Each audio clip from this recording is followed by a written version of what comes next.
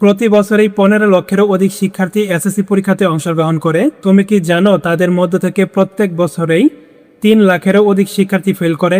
সংখ্যাটি আমি আবারও বলছি, প্রত্যেক বছর এসএসসি পরীক্ষাতে 3 লাখেরও অধিক শিক্ষার্থী ফেল করে। আর সবচেয়ে ভয়ঙ্কর বিষয়টা কি জানো? তারা অনেকেই বুঝতে পারে না তারা কি কারণে ফেল করছে। আজকের এই ভিডিওটিতে আমি তোমাকে দেখাবো কোন 10টি ছোট্ট ভুলের কারণে প্রত্যেক বছর লাখ লাখ শিক্ষার্থী এসএসসি পরীক্ষাতে ফেল করে।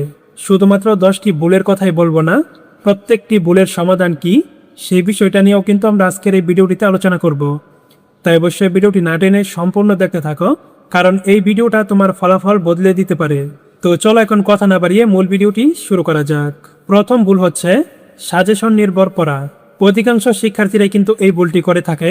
সারা বছর কিছু পড়ে না, শেষের দিকে এসে সাজেশন নিয়ে দৌড় পারে। অনেকেই ভাবে এই সাজেশন পড়লেই ভালো ফলাফল করতে পারবে, কিন্তু বাস্তবতা সম্পূর্ণ ভিন্ন।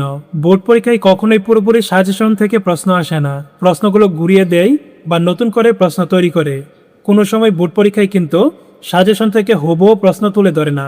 তাই তোমরা যদি মূল কনসেপ্ট না বুঝে শুধুমাত্র সাজেশনের প্রশ্নগুলো পড়ো, তাহলে সেই ক্ষেত্রে কিন্তু তোমাদের খারাপ রেজাল্ট করার সম্ভাবনা অনেকটাই বেড়ে যায়। তাই সাজেশন পড়বে ঠিক আছে, কিন্তু অন্ধের মতো না। প্রশ্নগুলোর মূল কনসেপ্ট তোমাদেরকে বুঝতে হবে, তারপর সাজেশন থেকে তুমি বোর্ড কোয়েশনগুলো সলভ করো। অন্ধের মতো যদি শুধুমাত্র সাজেশনের পিছনেই দৌড় পারো, তাহলে সেই ক্ষেত্রে কিন্তু তোমার পরীক্ষা অবশ্যই খারাপ হবে। কেননা আগেই কিন্তু তোমাদেরকে বলছি, বোর্ড পরীক্ষায় কখনো সাজেশন থেকে হুবহু প্রশ্ন তুলে ধরে না। তারপর 2 নং ভুলটি হচ্ছে মুখস্থ নির্ভর পড়া। অনেকেই প্রশ্নের উত্তর হুবহু মুখস্থ করে ফেলে, কিন্তু দেখা যায় যখন প্রশ্নের প্যাটার্নটা একটু ঘুরিয়ে দেয় তখন কিন্তু তারা আর এটি পারে না।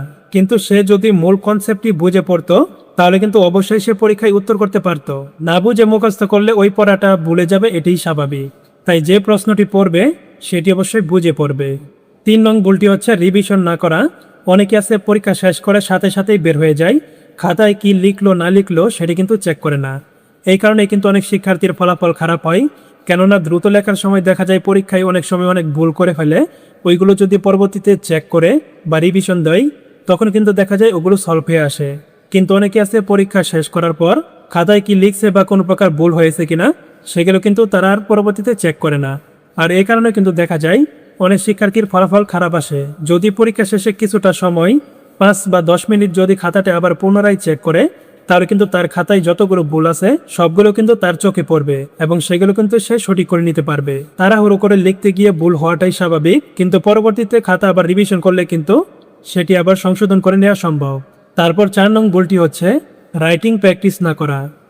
অনেকেই আছে শুধু পড়ে কিন্তু লিখে না। তারা ভাবে আমি তো এটা পারি, কিন্তু লিখে আবার সময় নষ্ট করব কেন? এটি কিন্তু মারাত্মক একটি ভুল। কেননা পরীক্ষার খাতায় কিন্তু তোমার লেখার উপর ভিত্তি করেই মার্কস দিয়ে থাকে। তুমি যে পারো সেটা তোমাকে অবশ্যই খাতায় লিখে প্রমাণ করতে হবে। যদি পড়ার সাথে সাথে প্রতিদিন লেখার প্র্যাকটিস না করো, তাহলে কিন্তু পরীক্ষার কেন্দ্রে তুমি কখনোই টাইম ম্যানেজ করতে পারবে না। কোন দিক দিয়ে সময় চলে যাচ্ছে সেটি টেরই পাবে না। তাই প্রতিদিন পড়ার পাশাপাশি অন্তত 1 ঘন্টার সময় লেখার প্র্যাকটিস করা উচিত। এতে তোমার প্রশ্নটাও রিভিশন হবে, লেখার স্পিড বাড়বে, লেখা প্রতিনিয়ত সুন্দর হবে এবং তোমার হাত কিন্তু দ্রুত চলবে। কিন্তু লেখার প্র্যাকটিস না করলে পরীক্ষার কেন্দ্রে তুমি যত দ্রুতই লিখতে যাও না কেন, দেখবে তোমার লেখার স্পিড কিন্তু ততই কমে আসছে এবং তোমার হাত কিন্তু ব্যথা করবে। তাই অবশ্যই পড়ার পাশাপাশি লেখার প্র্যাকটিসটিও তোমাদেরকে করতে হবে। তারপর 5 নং ভুলটি হচ্ছে সহজ বিষয়কে গুরুত্ব না দেওয়া। অনেক শিক্ষার্থী আছে বাংলা, ইসলাম শিক্ষা, বাংলাদেশ ও বিশ্ব পরিচয় এই বিষয়গুলোকে সহজ মনে করে কিন্তু তারা গুরুত্ব দেয় না, কিন্তু পরবর্তীতে দেখা যায় এই বিষয়গুলোতেই খারাপ রেজাল্ট করে ফেলে।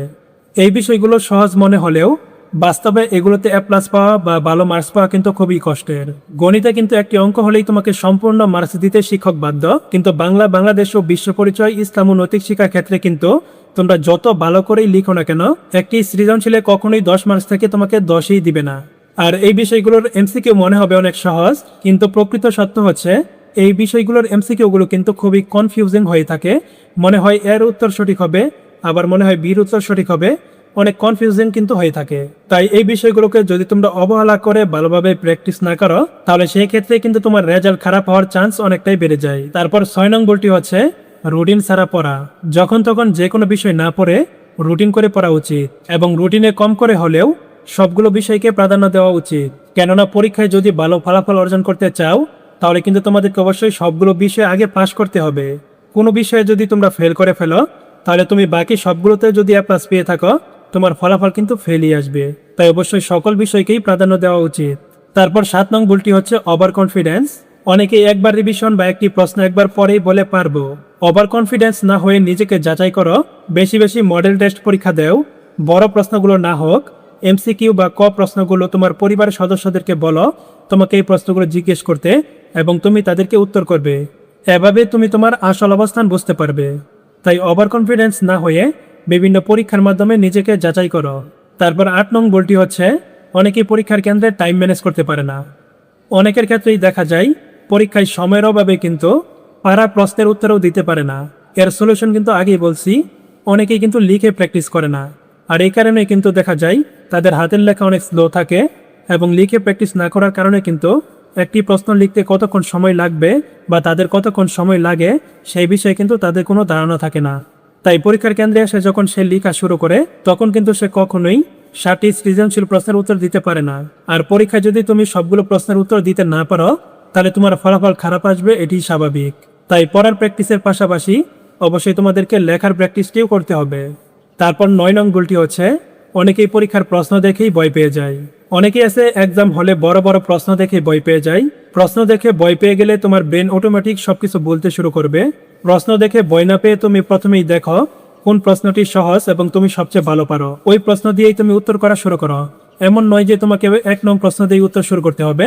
যে প্রশ্নটি তুমি সবচেয়ে ভালো পারো ওই প্রশ্ন দিয়েই তুমি উত্তর করা শুরু করো। তারপর 10 নং মারাত্মক ভুলটি হচ্ছে ওএমআর শিটে ভুল করা। ওএমআর শিট কি সেটি তোমরা সকলেই জানো এবং চেনো।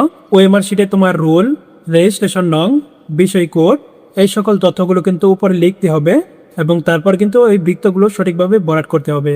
এখানে যদি কোনো ভুল করে ফেলো তাহলে কিন্তু ভালো পরীক্ষা দেওয়ার পরেও তোমার ফেল আসবে।